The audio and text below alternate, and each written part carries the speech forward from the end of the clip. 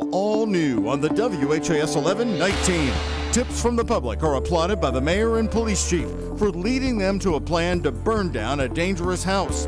And that return to community policing spills into tonight's National Night Out.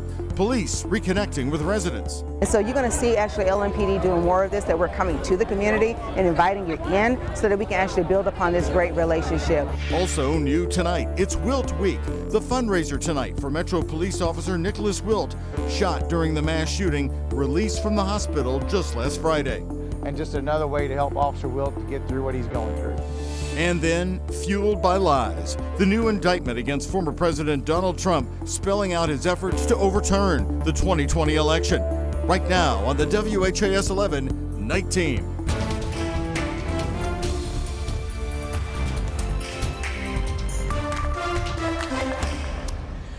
In a show of good force, police were out in force across Louisville tonight, face-to-face with you, reminding people that your information pays off and solves crimes in our community. Hello, everybody. Thanks for joining us. I'm Doug Proffitt. As WHAS 11 Night Team's Taylor Woods and photojournalist Emma Gefter show us, it comes on the very same day that the mayor and police chief thanked a concerned resident for tips about a house full of chemicals that will soon be burned down. Dancing. And hugging between police and neighbors at National Night Out. That kind of embracement means a lot to people after difficult times that started in 2020, the protests against police. Now this kind of fellowship helps officers move forward with their investigations, just like the incident on Applegate Lane, where the mayor and police are thanking the public for tipping off police. There's an increase of involvement from the community that we are seeing, and we're so appreciative of that support, but we need more. This community engagement means a lot to new Chief Jackie Gwen Billow-Rowell. She says the turnout tonight is what Louisville's return to community policing will look like. Raise your hand. Say, I promise to be good. So this is what it's about. This is community building. We have to do more of this, coming together, showing support for one another, and I believe that we're on that path to doing this. Make good grades and listen to my mom. There it is.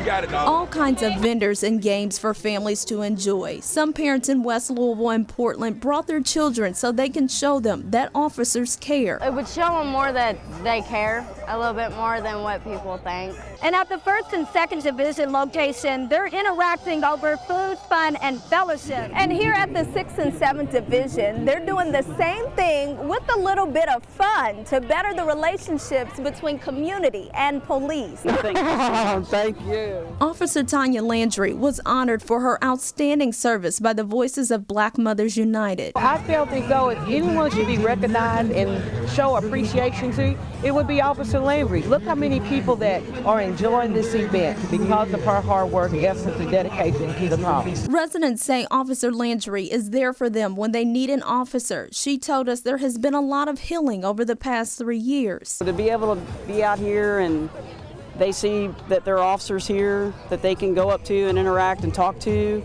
that's what policing is about.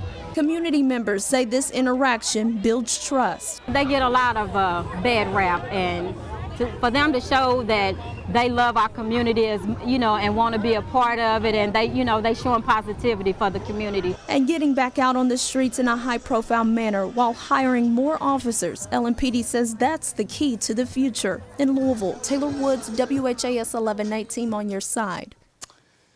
And with that, calls of concern. Mayor Craig Greenberg emphasizing the importance of community partnership today as he detailed the dangerous house full of explosive chemicals in the Highview area and their decision now to burn it down.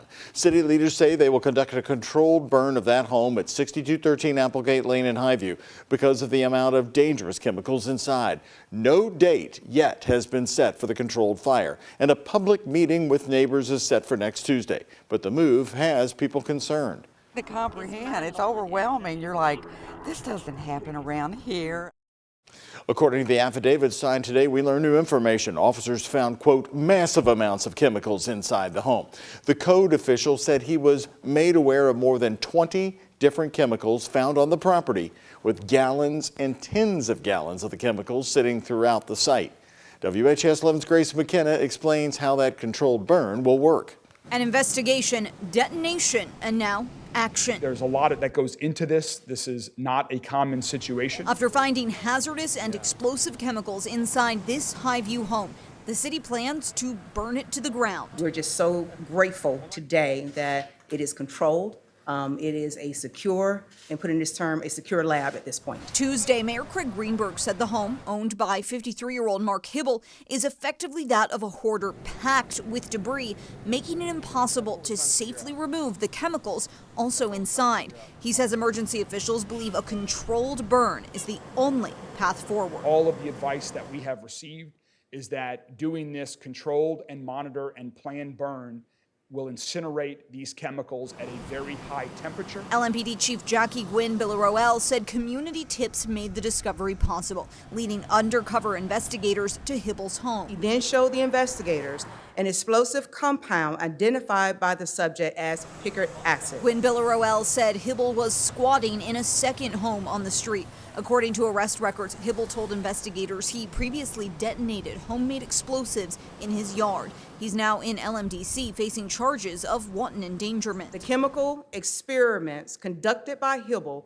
were reckless and highly dangerous. At Tuesday's news conference, I asked Mayor Greenberg where Hibble may have gotten the hazardous materials. This is still an ongoing criminal investigation, and so we are not going to release those details at that time. LMPD is watching the home 24/7, and Greenberg says it's more secure than it's been in years. The safety of our entire city is our priority. Though soon, the whole thing and what's inside will go up in smoke. In Louisville, Grace McKenna, WHAS 11 Night Team, on your side.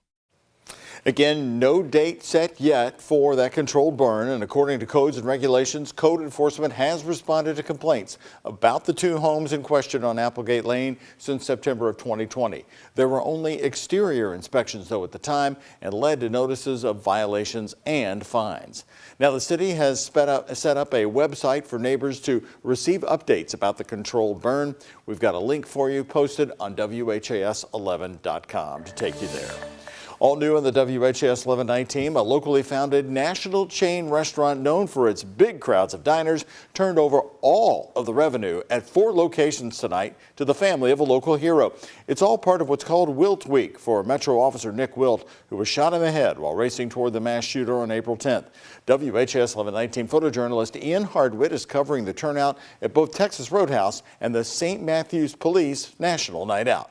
The St. Matthews Police Department begins Wilt Week with this donation site. Have fun, there's lots to see. The first of 5 events held by the department raising money for Nicholas Wilt's recovery. Well, this is a great way to kick that off and set the tone for the rest of the city to see how much money we can get for him. The effort started with this donation box in the lobby of Independence Bank in St. Matthews. Employees there reeling from the tragedy of the mass shooting at Old National Bank and showing up to support the officer who responded on April 10th. We're really here because we lost some good friends at Old National Bank.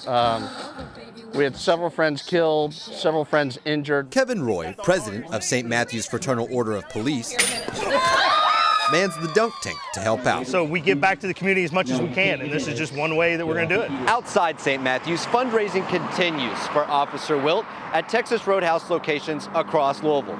100% of tonight's profits from 4 of its restaurants will be donated to Wilt through the Louisville Metro Police Foundation, like the ones made here at the location on Outer Loop. One of Wilt's supporters describing what happened as sad, but came offering more than money. I just came to just put them in, like, say prayers for them. Many others coming to pitch in despite the wait. 25, 35 minutes. When we opened the doors tonight, there was a line wrapped around the building.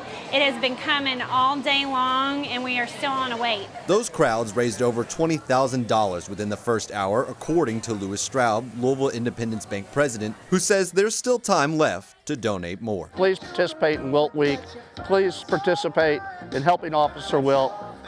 Your donation is not only for him, but it's really a statement to all of our police officers that we're here to help them. Just released from the hospital last Friday, Wilt's recovery has moved to a new stage with his miraculous return home. In Louisville, Ian Hardwitt for the WHAS 11 Night Team, on your side. This is just the start of Wilt Week. Take a look on your screen there. Over the next 3 days, there will be car shows and a family fun night coming up featuring a Battle of the Badges softball game. We've got all the details posted for you on WHAS11.com. And this just into the newsroom, we are following a breaking story. The verdict is in. In southern Indiana, Floyd County prosecutor Chris Lane says a jury has found Sherrock Douglas guilty on 2 counts of murder, attempted murder of a police officer, and robbery. Prosecutors said Douglas killed his wife Brandy and a bystander, Lauren Yell, at a New Albany gas station in 2022. His attorneys had argued that Douglas did not plan the violence and expressed regret afterwards. The jury deliberated nearly 8 hours today before reaching their decision as we went on the air at 11 o'clock tonight. Sentencing is scheduled for August 29th of Sherrock Douglas. Also new at 11, the pilot of a small ultralight aircraft was flown to the hospital tonight in Louisville after crashing his homemade plane at a Scott County, Indiana airport. In a post on Facebook, the Scott County Sheriff's Office says deputies responded to the Scottsburg, Indiana Municipal Airport at about 7:30 for reports of a crash. Once they got there, deputies found the small plane, a homemade ultralight. Sheriff Jerry Gooden says the pilot was flown to the hospital in Louisville with serious injuries. The FAA and the NTSB are now taking over this investigation. A federal grand jury has indicted a man from Bullitt County found with human remains inside his home. James Knott is charged with possession of a firearm by a convicted felon. Officers, as you may remember, found guns and ammunition at Knott's Mount Washington home last month while executing a search warrant for guns and trafficked human remains. Investigators then found skulls, spinal cords, femurs, and hip bones inside the home. Some were decorating the furniture.